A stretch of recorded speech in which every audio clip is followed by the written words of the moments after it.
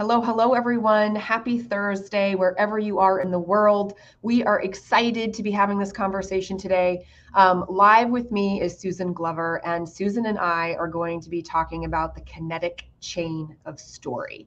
So, one of the things that I have been working on through the month of April, even though it's only day 6, is talking about how writing our stories or working on our messages can serve us and also serve others. I'm a huge proponent that telling our stories has a ripple effect. It first impacts us, it then impacts someone else, and when it impacts somebody else, it has the ability to impact our communities at large. So I'm pretty pumped to have Susan with me to talk about this because Susan knows all kinds of things about kinetic chains, and she's going to be giving us her perspective on how kinetic chain can work with story and also how kinetic chain can work in other areas of our lives. But before we jump into today's conversation, I'm going to let Susan introduce who she is because she's brilliant, she's bold, she's badass, and she can only describe all of her brilliance in the best way possible. So welcome, Susan. Allie, I am just humbled to be here with you. And Allie, you're amazing in your own right. So, my name is Susan Glover. I actually am a nurse by clinical training, and I've spent my career in healthcare leadership. And in 2020, I actually finished my doctoral studies in leadership and organizational effectiveness and alignment. And so I started my journey with the kinetic chain, if you will, in my personal life. But I also have restarted the journey in writing a book. About being connected, both personally and professionally, because leadership is really an inside out job. Oh my gosh, love it. So let's just start with defining kinetic chain for our listeners and viewers. What is a kinetic chain? What does that mean? Okay, thank you, Allie. So, a kinetic chain, when you see that word out there, mostly you see it in relationship to your body. And the kinetic chain of your body is how all the segments of your body are connected from your ankle and your toes all the way up to your neck and your head. It's your muscles, it's your joints, it's your nervous system. And that connection allows for movement, so the body is very complex, and that kinetic chain is what allows you to move freely. It gives you agility, it gives you energy. And so the kinetic chain requires communication of the different body parts. And it honestly also requires alignment, not only alignment of your body, but the alignment of your body, your mind, and your spirit. So they're all interconnected to give you that energy. Well, I believe in that because I know that my physical self, when it's its best, then I can be my best mental and spiritual self. What's interesting is that organizations have kinetic chains as well. Amazing. So I kind of gave you a preview before we got started about how I see story kind of like having this ripple effect, where it starts with us, what we need to say, what message we feel like we need to bring to the world, and when we do that, it impacts ourselves, but then it also has this beautiful ability to impact somebody else, right? And I know from the work that you're doing, Susan, that the kinetic chain of like leadership, right, begins with self and then start here, then it goes there, and then it grows, it snowballs, if you will. So like talk to us a little bit, like we take kinetic chain out of the physical body. How do you see kinetic chain maybe playing out with the sharing of one's stories or ideas? So we all learn from stories, and that's the best way to learn because we remember stories. And the kinetic chain of stories is that everybody has a story, and as I tell you my story, you're going to think about pieces in my story that are going to resonate with you. And then you can take that piece of my story and you're going to figure out how that fits into your story. And now you then take that story and you tell it to someone else, and they take a piece of your story and they fit it into their story.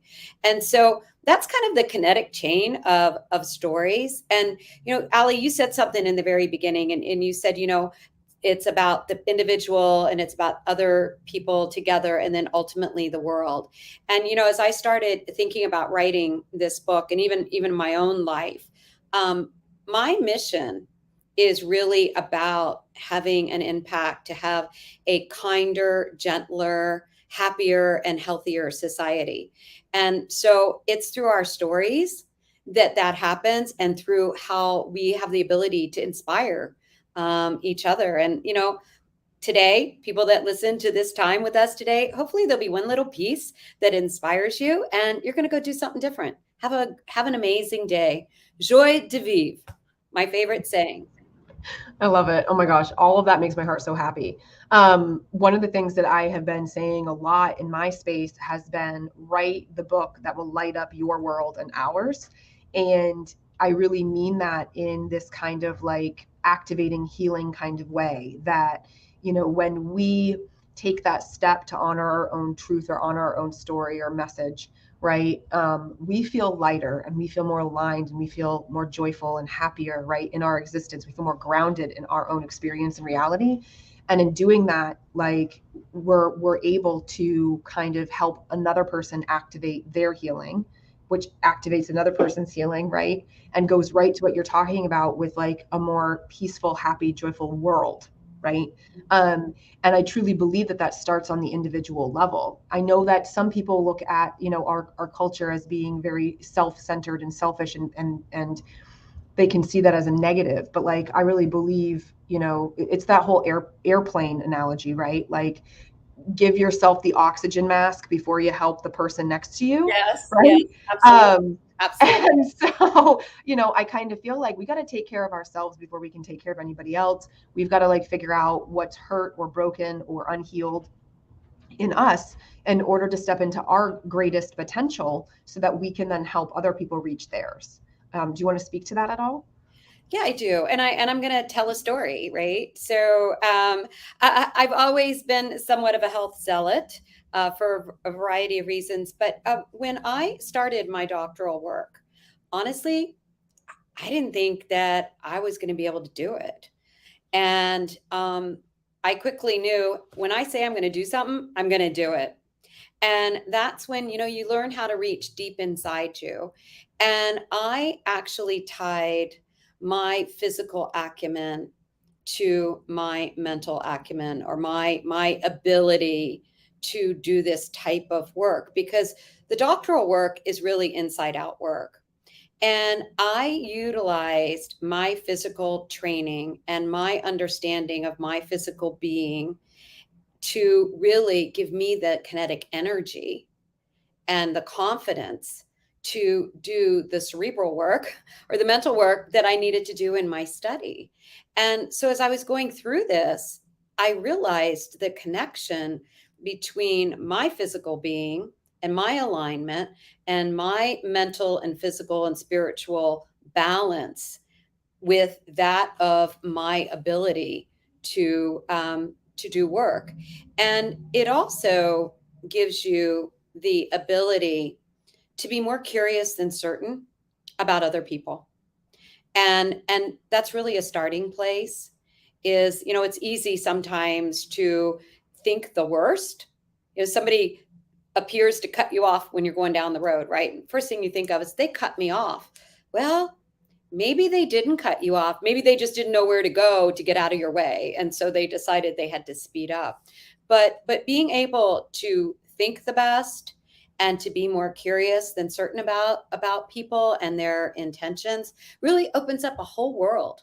Opens up a whole world to you. And I think we really need it.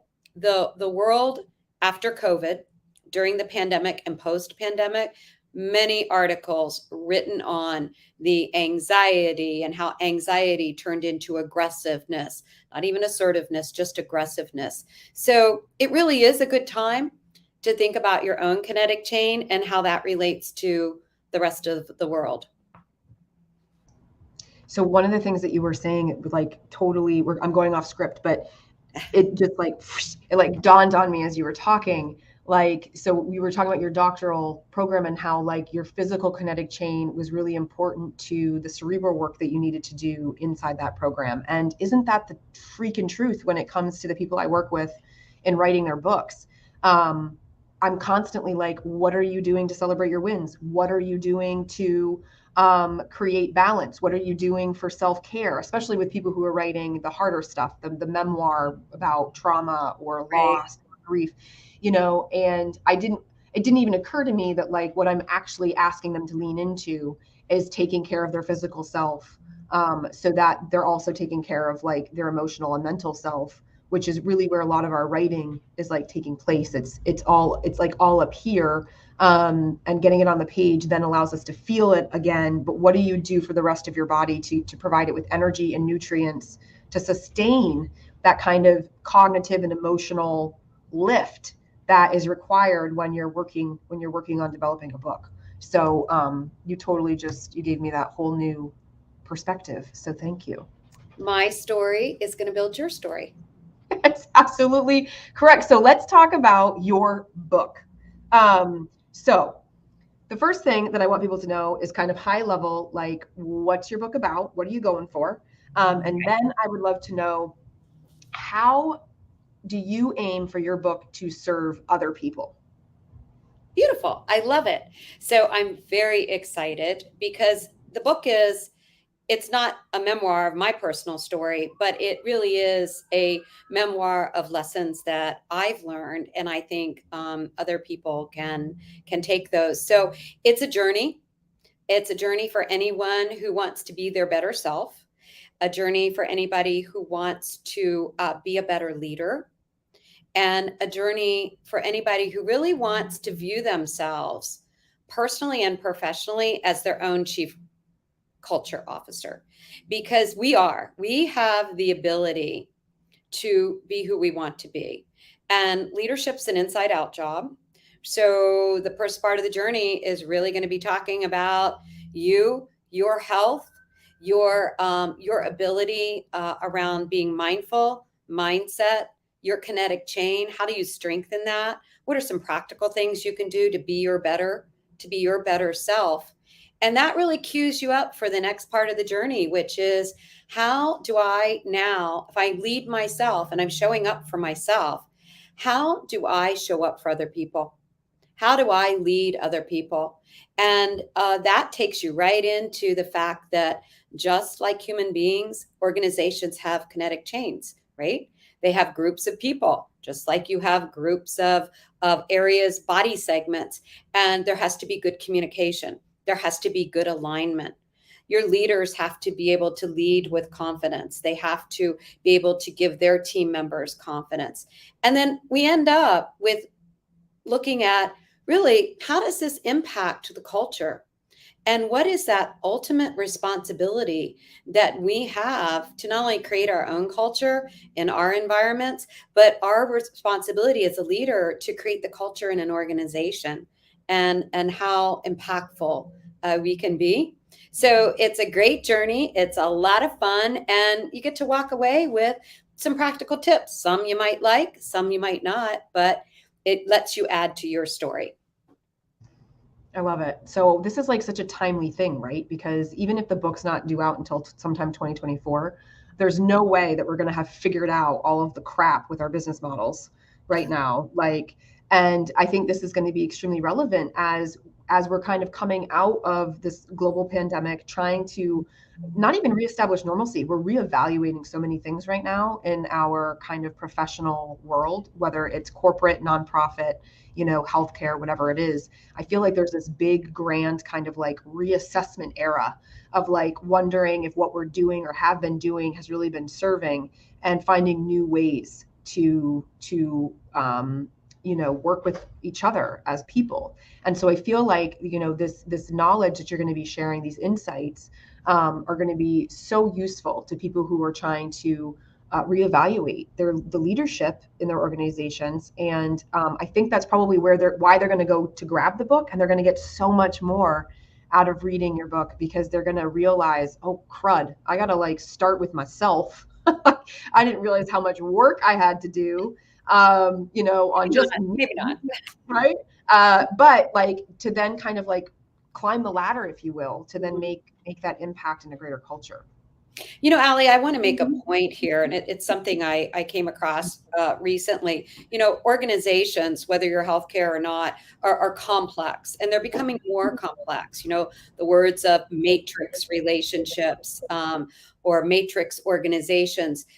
The bottom line is we don't just operate in organizations in our own little vertical. And what's interesting to me is leaders are not really trained for complex relationships or matrix organizations. They aren't. Like 44% of leaders have any kind of formal training in their school or their background in this type of communication to be effective. And only about 38% are even hired for this skill. So I think really taking a step back and thinking about organizations in a different way, thinking about leadership in a different way. The time is now because all organizations want to be effective and they want to be efficient and they want to be the best place to work. And it's interesting that just what popped in, as you were saying that, is that we have to change the story around the way that organizations function, right? We have to change the story that like, well, this is the way it's always been.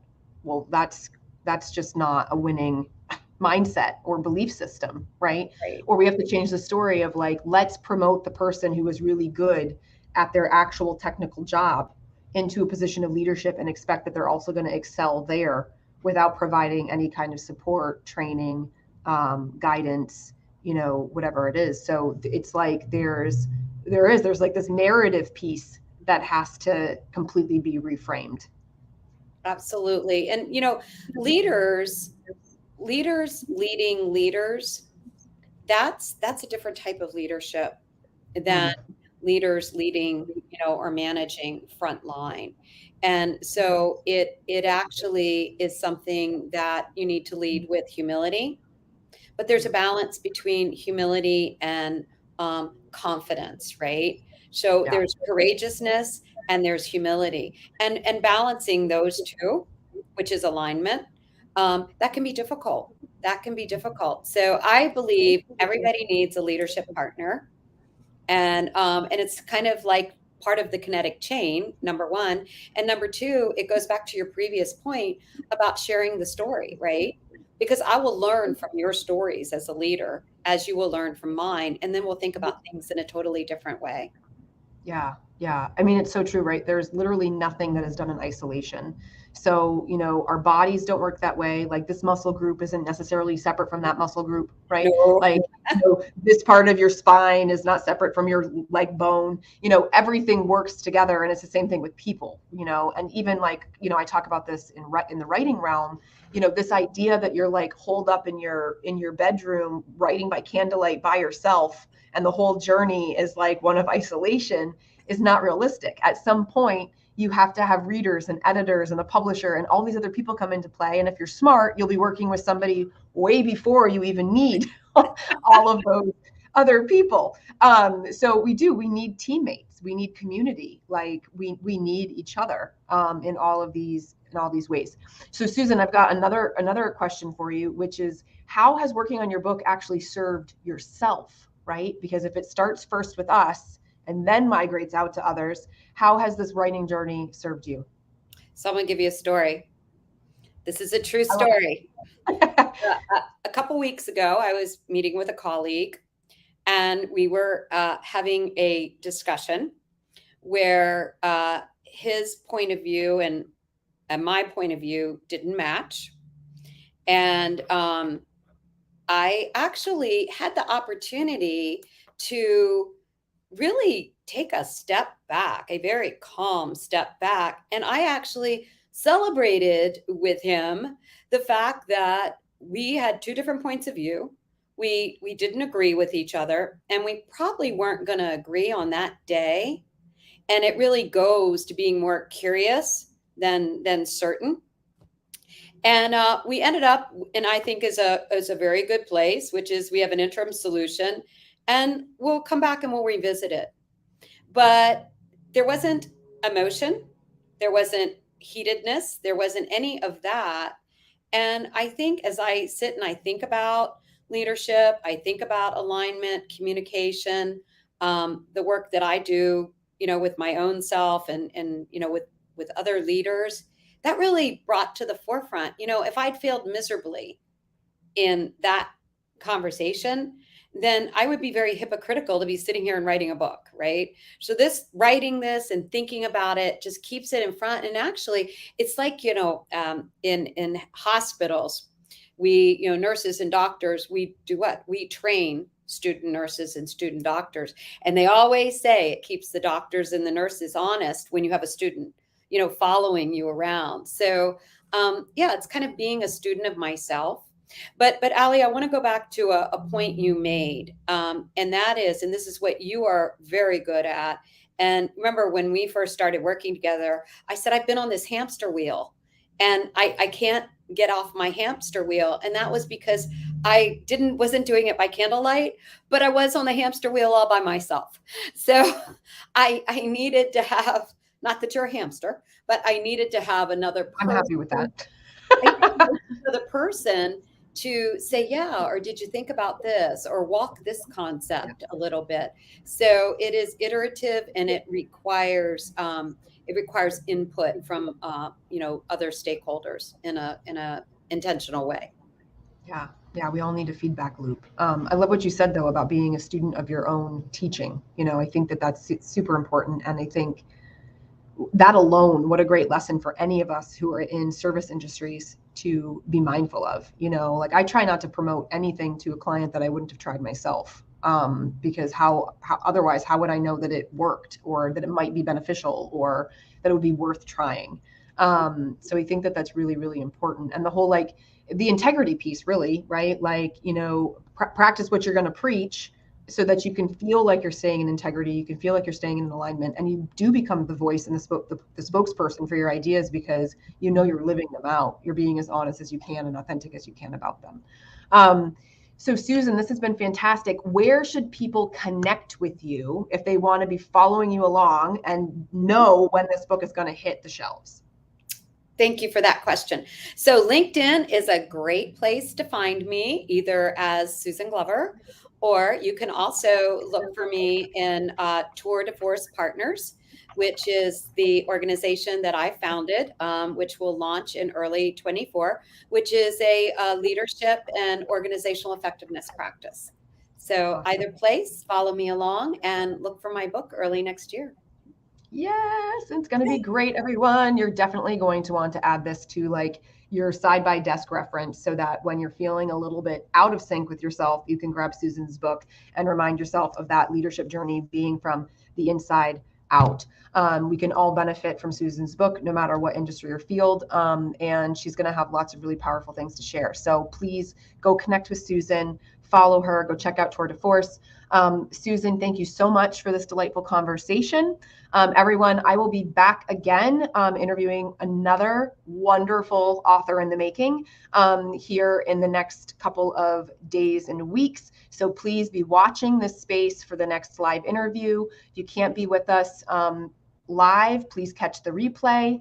Oh, wait. Sorry, we're not closing down just yet, because I just noticed that Deborah is in the comments saying, Susan, you talked a little bit about Alyssa's assistance. Can you expand on how she helped you with writing?